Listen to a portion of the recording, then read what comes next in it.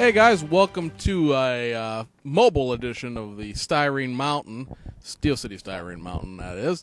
Today we're doing a little video here. We've gotten so many new subscribers in the last few days, I feel like I need to actually put some content up other than just the weekly stash reports.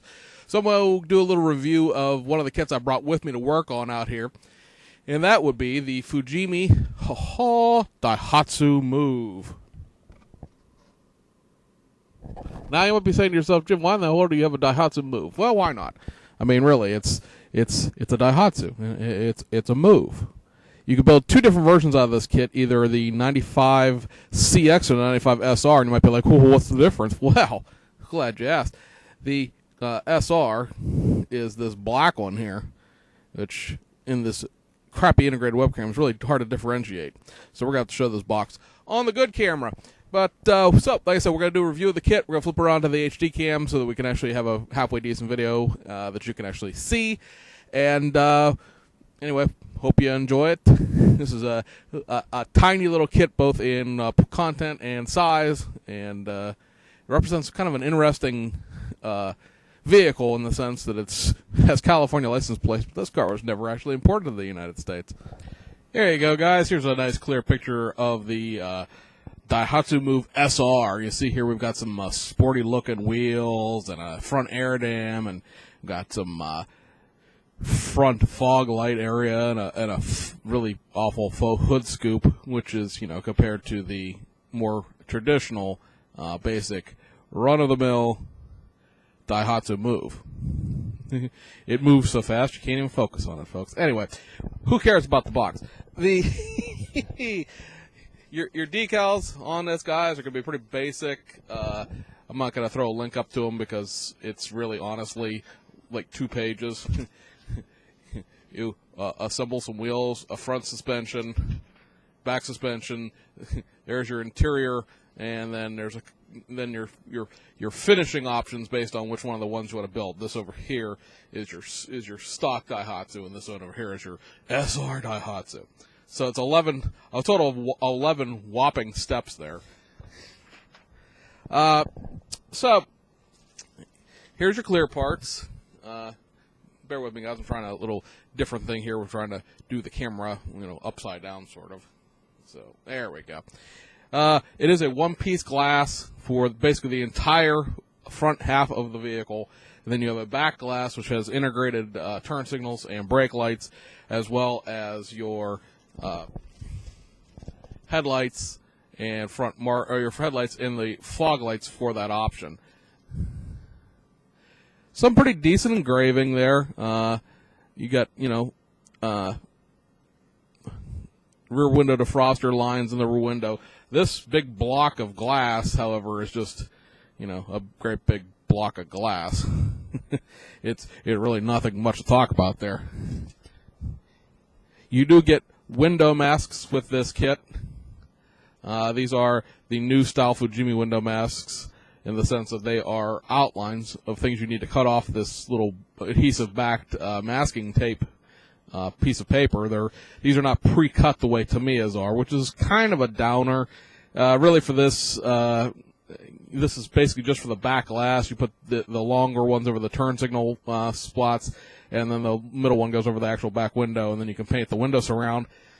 I don't know that it's really worth, you know, fighting to cut this out and get it applied for that one back window. Your decals come in 2 different variations. Those are a set for the Move itself. This is just the factory stock Move. Kind of interesting here that you get California license plates. Like I said, the Daihatsu Move was exported to Europe and Asian countries that drive on what we consider the American side of the road. However, the only way this ever was imported in the United States was a company called Miles Electric Cars took the first-gen Daihatsu Move, which is what this kit represents, and turned it into an all-electric vehicle.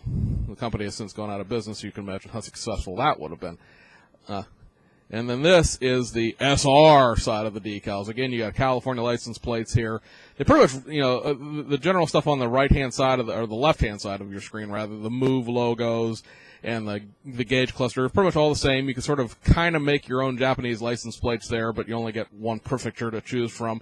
And then you have these fancy pants SR graphics with the twin cam EFI logos, and this version that has the turbo twin cam engine was all of 63 horsepower. So even turbocharged, not a lot to talk about. Your wheels here, guys. I want to take them out of the package because I'll lose the poly caps that are with them. Have halfway decent tread pattern if I can get this to focus. There you go. It does have sidewall detail, which I'm not sure I'll actually be able to show you through the plastic bag or not.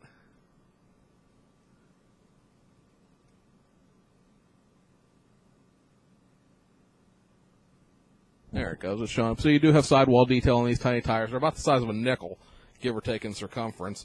And these are saying that they are Pirelli. All right. Yep, Pirelli. Trying to make out the tire. Just Pirelli. Looks like PEFs or P7F. Pirelli P7F. So big sport tires on this Daihatsu. You get two choices of wheels with this kit because of the two different options that you have. These right here, of course, are just the factory stock wheels. A very bland and boring Econo Box 4-lug, and then these are your SR wheels. They're also sporty 9 spokes.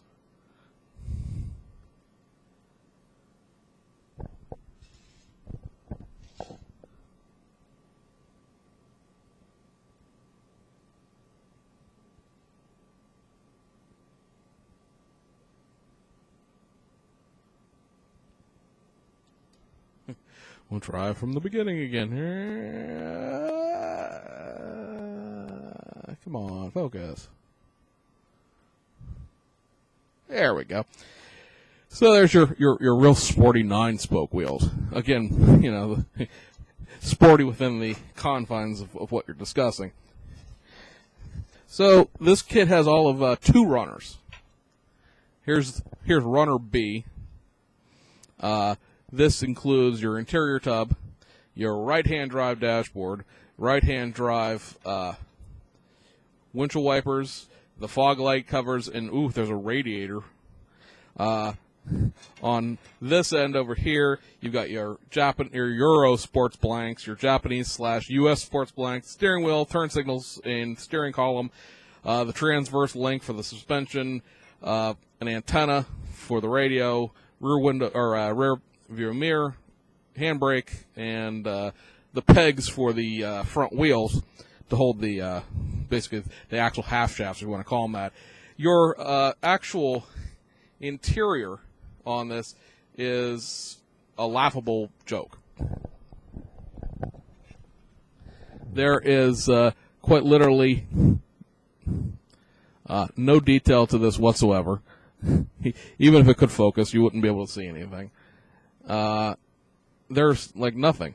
There's a little hump there in between these seats that covers where you plug your gear shifter, which is on a different tree, and the parking brake. But these sides, I think you can see this pretty well. The sides are completely blank. The door cards molded in, as Elliot would say, the door cards. There's nothing. There's no detail on these whatsoever. They are smooth as a baby's behind, and then the cargo area is likewise just as completely and totally smooth. I mean, you could flock this ass end back here and make it look a little more presentable because it's going to be, viewable behind the rear seat attachment point.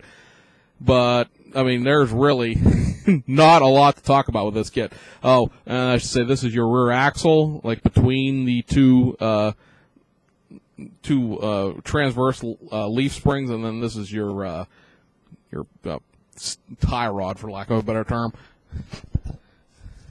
And then here's tree A.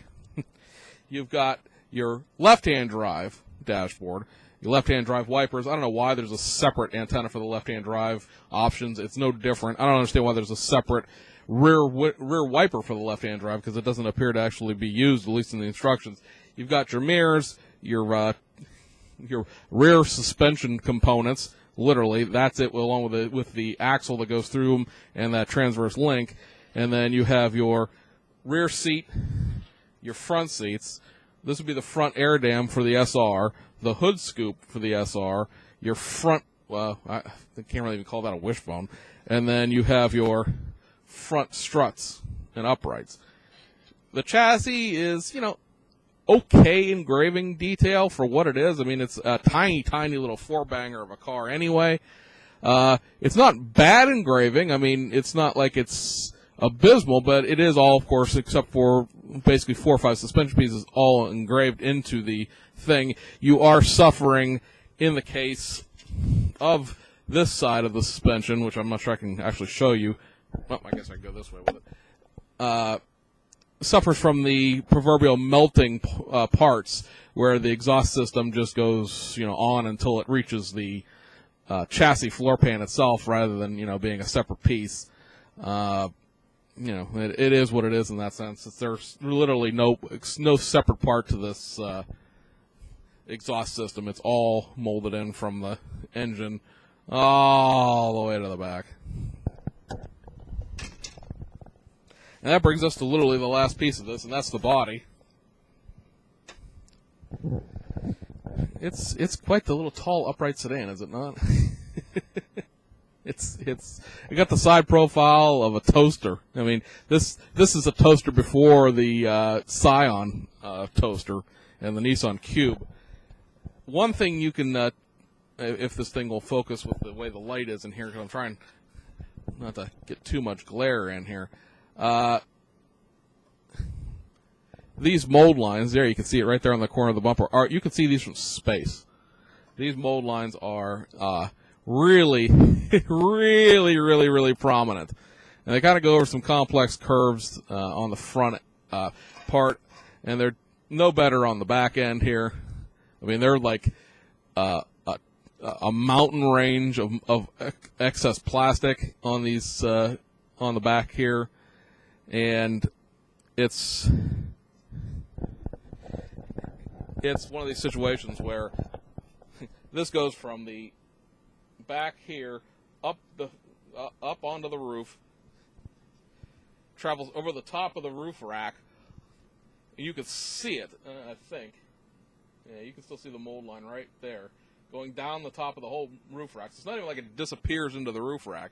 Then it comes down the front windshield, goes on to the edge of the hood, and the front bumper comes down, and then becomes another ginormous mold line again right there. If you want to put the fog lights in here, you have to bore them out from the back. This is a situation where this is obviously designed to be a factory stock Daihatsu, not the SR. So you have to bore out the fog light holes from the back. You also have to bore out the windshield wiper holes for whichever side you want to use. Overall, mold-wise, it's not bad. It's quite sturdy. It's not at all flimsy. It's just, I guess it is what it is. It's the face only a mother could love, right? At least this bottom grill is molded through, so you will be able to see the radiator that you put in there. If you want to use the hood scoop, you have to bore out the holes for the hood scoop as well. And then, it's just a monstrosity of a vehicle as far as the dimensions go on this. They call these things the tall minivans, and boy, are they ever in that sense. You've got this sort of integrated rear wing spoiler thing. I mean, it is molded through, but of course then you get into a situation where if you paint this a different color other than black, then you have to try to go in there and color the bottom of the spoiler black without slopping the entirety of your paint job as well. Been nice if that was a separate part.